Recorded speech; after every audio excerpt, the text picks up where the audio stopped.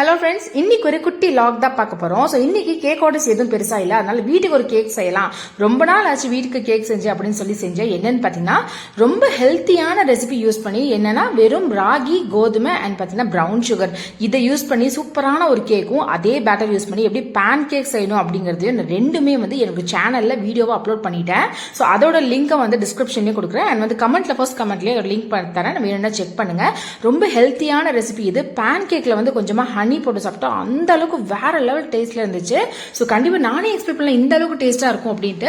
And ஒரு sister சொல்லியிருந்தாங்க, sister OTG இல்லாம கடையில் எப்படி பேக் பண்ணணும்னு சொன்னாங்க. அவங்களுக்காக இந்த ரெசிபி நான் கடையிலேயே நான் பேக் பண்ணியிருக்கேன்.